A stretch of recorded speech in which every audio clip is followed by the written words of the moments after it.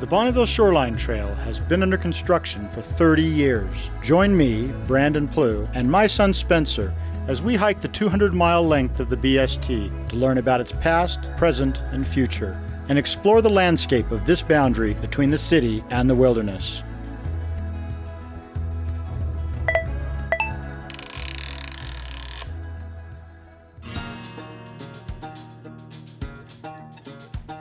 From Provo Canyon, we'll be hiking around Mount Timpanogas, passing Orem, Lindon, and Pleasant Grove.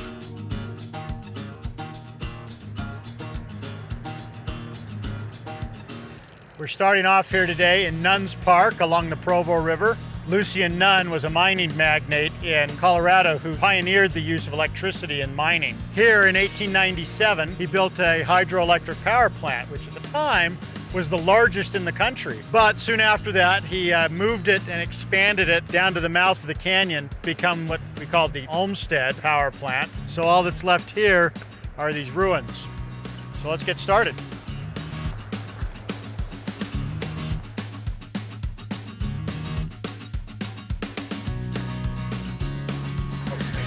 Ooh, wow. You get it? Yeah. Little diamondback.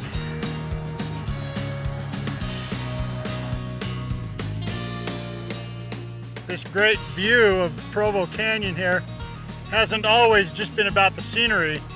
In 1857, during what was called the Utah War, Mormon pioneers built this guard station so that they could watch up the canyon to see if Johnston's army came down Provo Canyon.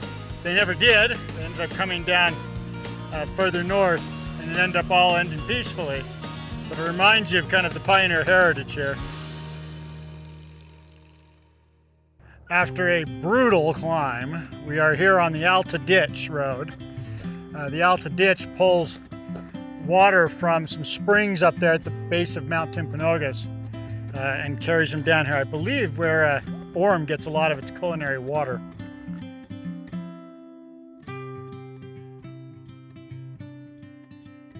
Those massive folds in the mountains behind us there, where the waterfall is that we saw in episode 5, that actually predates the building of the Wasatch Mountains.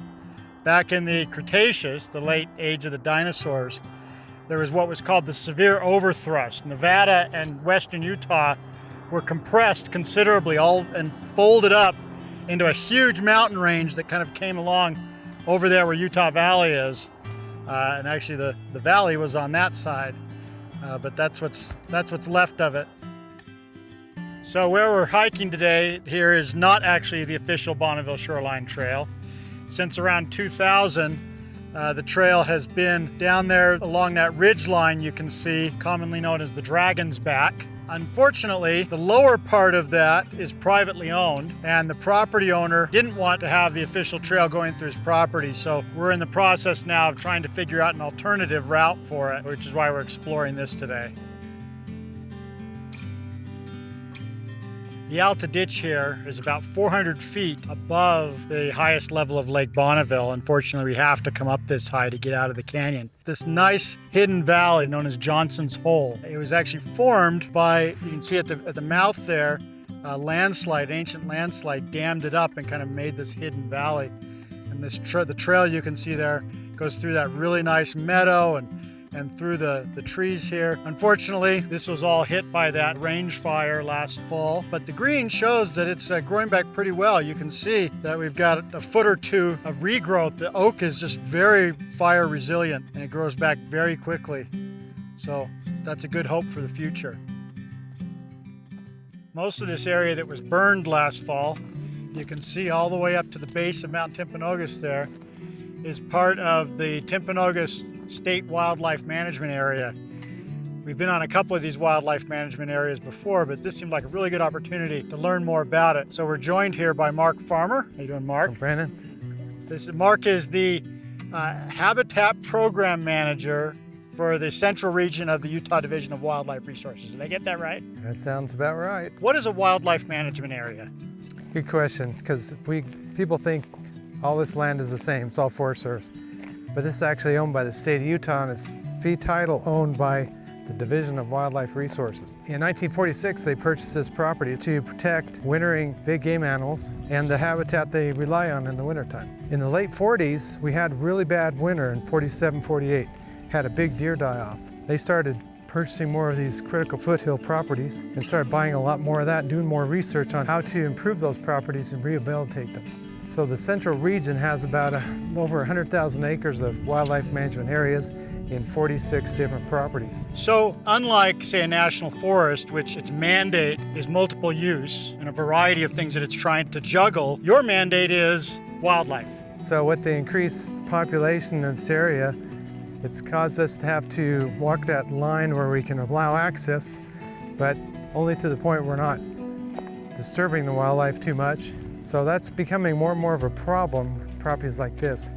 There's about 55 miles of user-created trails on this property. Most of those are user-created. The only trail that was approved on this property is the one you're walking on and the Great Western Trail, which is just around the corner. Right. We got together with the Utah Trails Alliance about 5 years ago and user groups and started to try to whittle this down to a usable system that we could tolerate and that would kind of keep the wildlife areas that we're most worried about undisturbed, and work through that process of taking that 55 miles of trails down to about 25.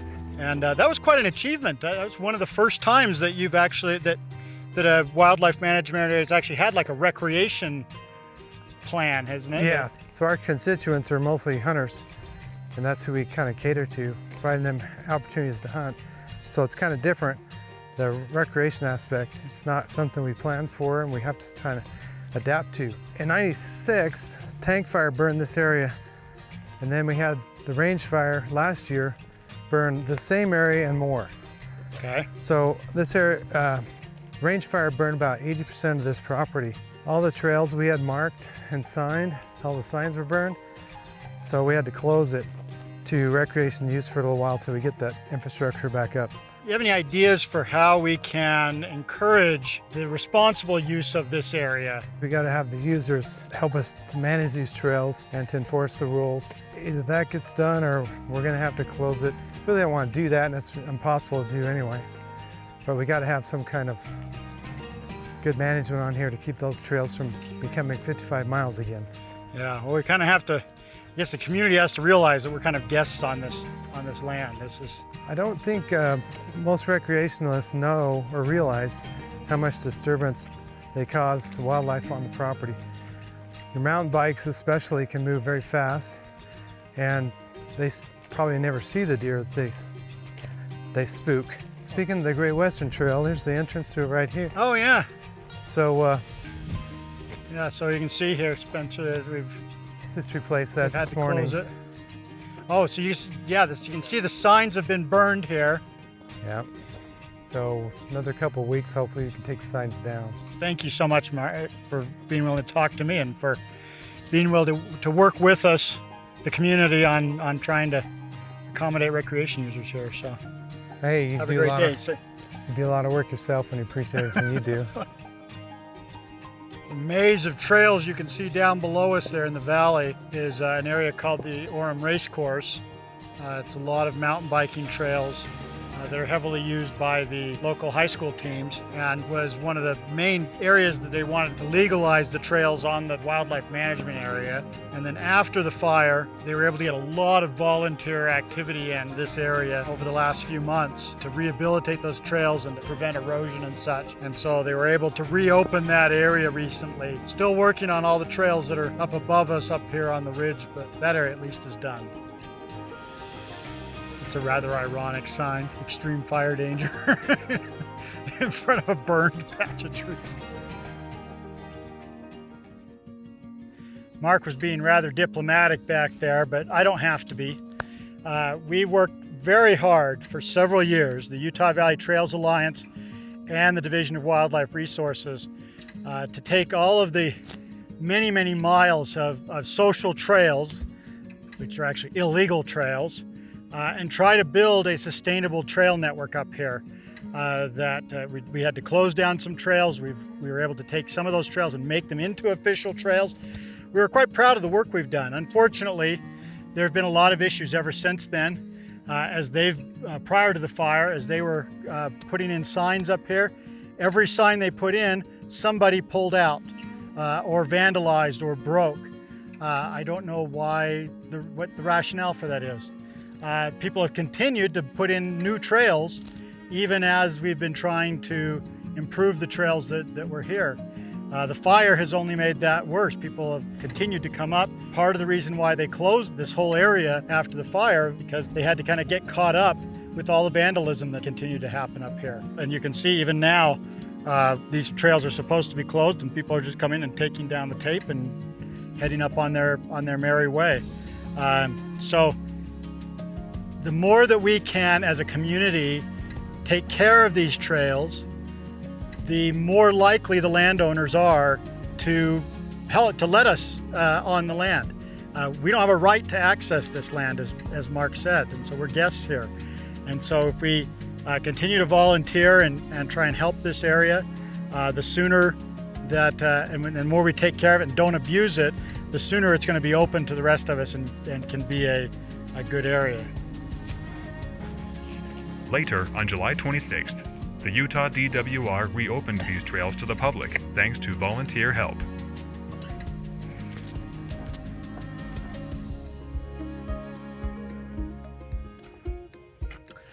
We're here overlooking Orem this morning. There's actually only a short section here that is above the corner of Orem. And here there's no utility road or fire break road, so just the trail. In fact, about 20 years ago, most of this segment of the trail was built by an army of volunteers, a really good early volunteer project to get it done. And they did a great job because the trail is still largely in good shape. So looking forward to it today.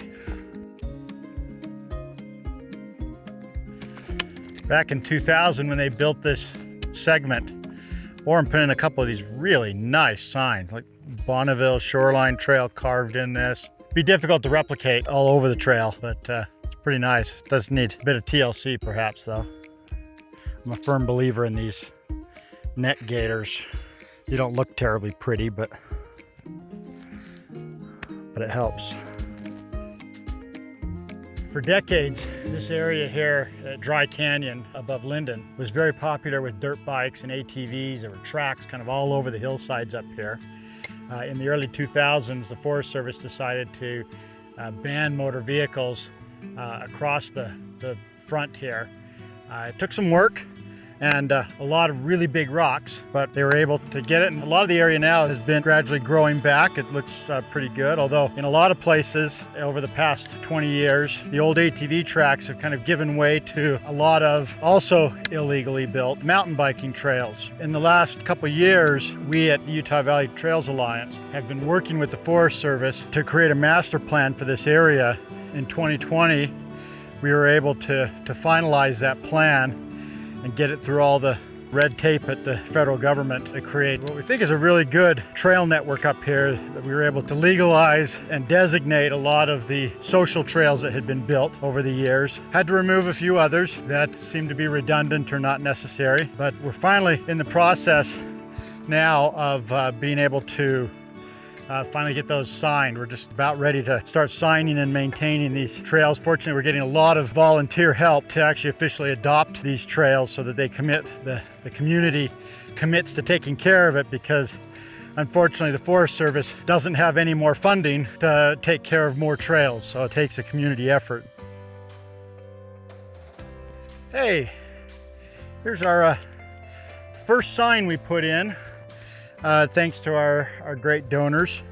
We put this in a couple months ago, so good time just to check and see if it's holding up okay. We'll have to keep checking these over the years, but at least it survived 2 months. It's great to see sometimes where they have tried to block off a trail and keep people from taking a shortcut, and people seem to actually be following directions because the trail's growing back pretty well. Morning. We decided to forgo putting in new signs today, but this is definitely a place that needs some. You can see there's at least a couple of trails going in there that we're going to keep. The one on the left there, those guys are coming down, is the Bonneville Shoreline Trail. And then we've come up where those bikes are, is also the Bonneville Shoreline Trail, but there's other trails going off that direction. So This is kind of an intersection of several trails, so we definitely need probably a few signs at this spot.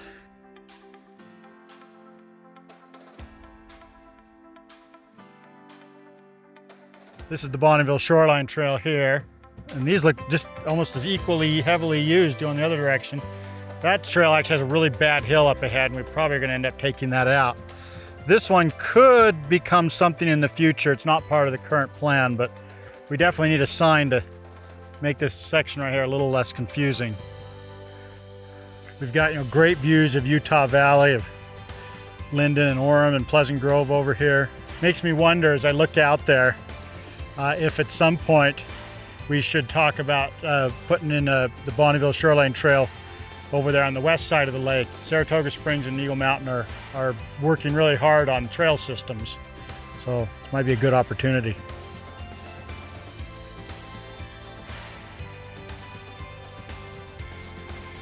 How on earth did that get here? Crazy stuff. Well, it's been a nice trail we've been on there, but now we're back on a road.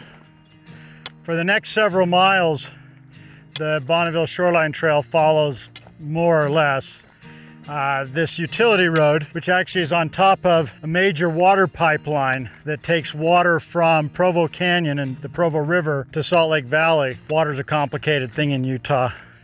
The Salt Lake Valley actually owns a pretty good share of the water in the Provo River. So it's 4th of July weekend today, and here at Kiwanis Park, like probably every other trailhead in Utah, is jam-packed. People parking all the way down the road. And it's one of the things that we need to figure out how to manage better, is more and more people enjoying the outdoors, because we definitely don't want to tell them to go away.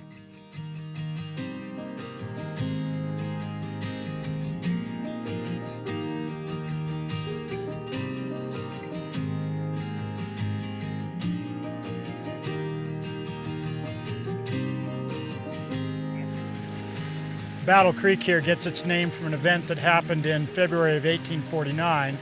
Soon after the Mormon pioneers arrived in the valley, they started to explore Utah Valley and encountered the Timpanogas Utes. They originally both sides intended to live together peaceably, but that didn't happen. The Indians were accused of stealing a couple horses. The Mormons retaliated, and kind of that tit for tat went on, and what is now Pleasant Grove, pioneers ambushed some Indians, and battle ensued. More of a skirmish than a battle, but that was the first battle between the Indians and the Mormons. Went on for many, many years, on and off. Well, this next section here is a bit of a maze of old roads and ATV trails on crossing private property. It's kind of a boring section, so I needed some company. So I invited a friend here to join me. This is Todd Neumarker. How you doing, Todd? Hey, good. How's it going? Good. Todd is a systems engineer with Trailforks, an app I really like, of the many Trails apps. First, a little bit of background. So you're not a Utah native. Yeah, I grew up in California and then came out to college, came out to BYU. I mountain biked while I was at the university. American Fork Canyon was kind of my go-to. The Bonneville Shoreline and the pieces that were there around the bottom of the Y. We used to be able to bike the Y, right? Yeah, before they made a hike back then. Then I graduated BYU in computer science in '98. I joined a company in Minneapolis that actually was part of a program that would move me around the United States. And then eventually I finally got work back in Utah in I think around 2005, 2006, and never left. I kind of made this little interactive map using the brand new Google Maps. It was all the rage back then, right? And I created this website that just had all the trails. And then so once I got all the trails from Utah and connected them and I could see the whole Utah, I decided to start spreading out. 2012, there were some guys in Canada who were making an app similar called Trailforks. At the time, it was just one developer, Trevor May, who still is the lead developer in Vancouver. In Vancouver, that's right. And he was doing it on his own, and he reached out to me and we started communicating, and he's kind of like, okay, so how do you do this? And how do you do that? And I was like, oh yeah, how do you guys do that? And we started kind of cross-pollinating a little bit of the technology. And then we just kind of kept tabs. And then around 2014, I was selling my road racing bikes and just using my own money to try and make this thing work because I was doing it on my own. And finally they were like, yeah, let's just combine. How did the idea come about to use a crowdsourcing model for collecting the data? Because before you were kind of collecting it all yourself. Right. I was collecting it myself, and I had people who would reach out to me and say, oh, this is really cool. We want to use your tech, and we'll send you all the data, right? And then they would feed me the data, and I would craft it, and then I would update the map, and they'd say, oh, okay, no, this is right, this is wrong. Just change this, change that. But I mean, at the end of the day, when you're trying to map millions and millions of miles of trails, it has to be partially crowdsourced, right? So people say, oh, it's like it's OpenStreetMap or whatever, but it's really more like contributors with and the data's curated, right? So, and you've used it, you've used the editing and stuff, so you see where there's an approval process. There's admins and moderators for who are specialized in different areas. Different areas, yeah. And initially, we did a lot of that. We did a lot of the populating just to get our foot in the door in different areas. But now, other trail associations start to use it, and when they see how easy it is, where they don't even necessarily have to go out even and ride the trails, and they can work on it in the winter because they can use our ride log data in the background. The way we blend it, they can actually say, oh, well, this is the trail, this is the new trail, and then they can just trace the line, and then you don't even have to get a bad cell phone recording, right? They can just use the heat map, effectively, is what it is. We have this new feature where we're doing the official routes. Did you see? I created the BST. Did you? I thought I saw that pop up, and I was like, yeah, was that Brandon? Yeah, so we have that feature where, yeah, this was a feature that I really been pushing for the big through trails. For the big through trail, yeah, Pacific Crest Trail, the CDT, the Colorado Trail, so you can zoom out and really visualize and see what the possible paths are.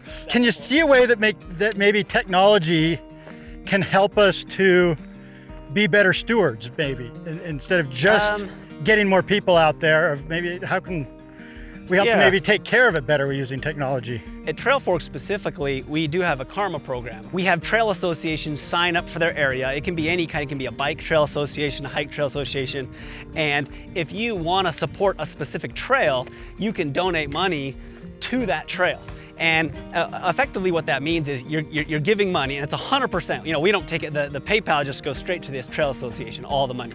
And it goes to the trail association, and you get karma points, so you can kind of build up your points. And then our application will actually, if you record your hikes, record your rides, it'll look to see where you're hiking the most, where you're riding your bike the most, and then it'll give you an estimate and say, you should probably be donating this much to this association because you ride here a lot. It helps some of us with the fundraising process that can often be challenging. And yeah, and you can put, and like out in Eagle Mountain, in that trail system, if you go out there, they've put actually QR codes up that'll take you straight to the Eagle Mountain Karma page to donate for their trail system to get the money. They've been pretty successful. They've gotten. It's funny because when the COVID stuff hit, nobody knew. All these people suddenly decided we're going to go outdoors now. I don't actually know how that all happened, but at Trailforks we could see that in our stats and in our usage. And even if we weren't looking at the stats, we see the bill at the end of the month,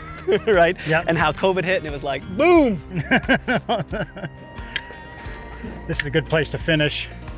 We're here at Grove Creek, where Pleasant Grove will be. We're looking at this next time.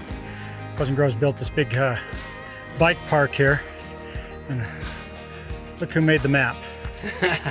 Yeah, that was actually my son who made it.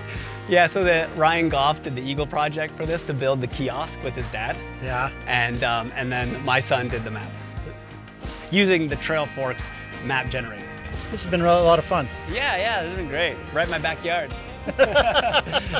Yeah, we're gonna finish up here, and a nice place in the shade to finish up on the 4th of July. So, but thanks for coming out and talking to us. Yeah, it's been great.